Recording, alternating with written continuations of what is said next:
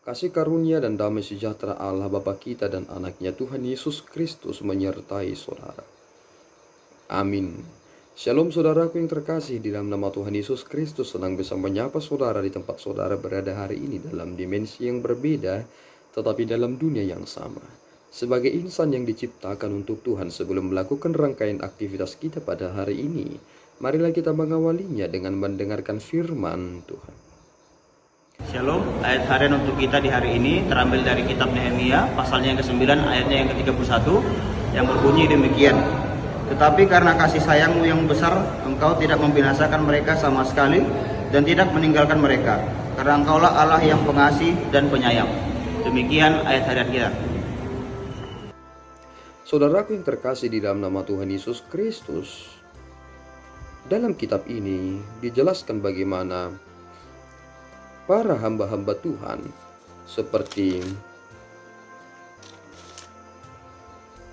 Yesua, Bani, Kadmiel, Sebanya, Buni, Serebia, dan Kenani, mereka merefleksikan bagaimana perjalanan hidup bangsa Israel itu keluar dari Mesir. Mereka diselamatkan dalam Laut Teberau.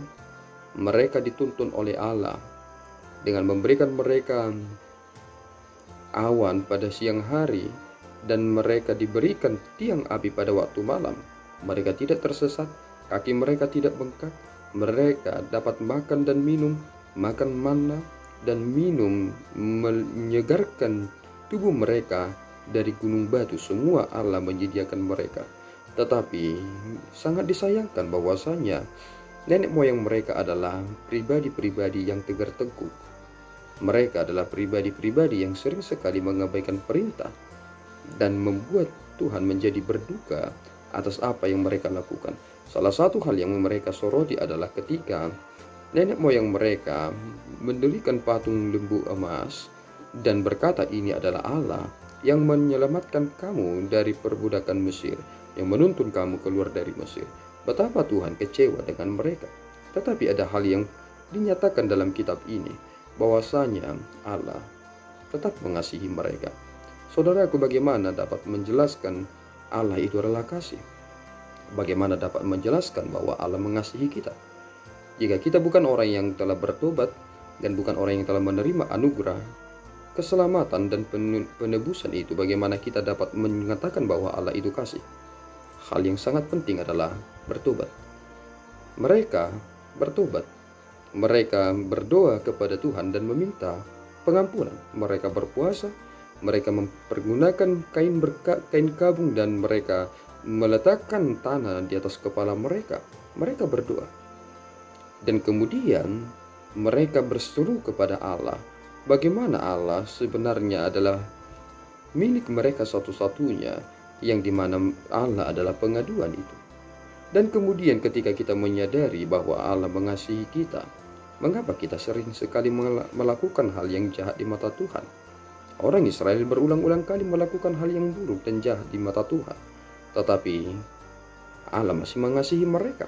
Buktinya adalah karena Allah mengasihi mereka dan masih sayang kepada mereka, mereka tidak langsung dibinasakan sama sekali dan tidak meninggalkan mereka.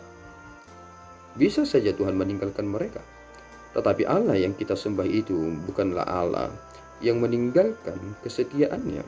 Ia adalah Allah yang mengikat diri dengan bangsanya, bangsa Israel, dan itulah yang disebut dengan kesetiaan. Allah kita itu adalah setia adanya. Ia tidak dapat menyangkal dirinya. Kitalah yang sering menyangkal diri Allah dan berkata bahwa Allah itu tidak baik, padahal sebenarnya Allah itu sungguh-sungguh baik. Kitalah sebenarnya orang jahatnya. Barang siapa yang berkata Allah itu tidak baik, dia adalah orang yang paling jahat di dunia ini. Padahal Allah tidak pernah berubah. Jika Tuhan langsung membalaskan kejahatan kita, apakah saudara bisa hidup pada saat ini? Jawabannya tidak.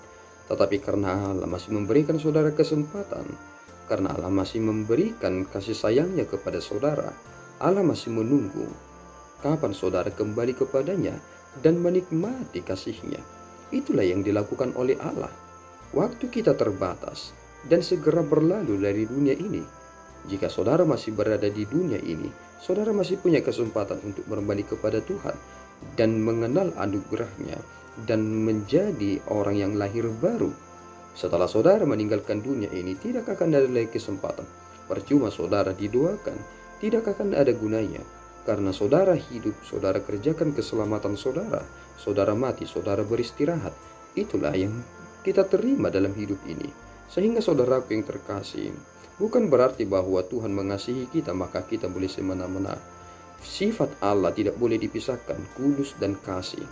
Kudus adalah yang memisahkan, dan kasih adalah yang membuka diri untuk bersekutu. Itulah kasih Allah.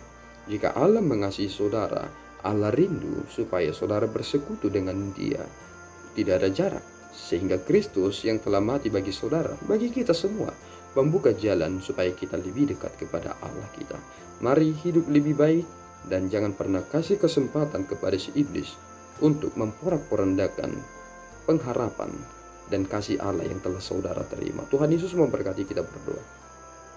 Ya Tuhan, kami bersyukur atas berkat-Mu. Terima kasih Bapa atas firman yang boleh kami terima pada hari ini. Engkau telah meneguhkan hati kami bahwa Engkau sangat mengasihi kami. Biarlah Tuhan, kami ini menjadi pribadi yang diperbaharui, tidak lagi mendukakan hati Tuhan, tetapi kami sungguh-sungguh menunjukkan bahwa kami sangat-sangat mengasihi Tuhan, dan Tuhan dekat dan menyatakan diri-Mu kepada kami. Terpuji Engkau Bapa, ampunkan segala dosa dan kekurangan kami. Dalam Yesus kami telah berdoa dan mengucap syukur. Anugerah Tuhan kita Yesus Kristus, kasih setia Allah Bapa, dan persekutuan Roh Kudus menyertai saudara. Amin. Tuhan Yesus memberkati.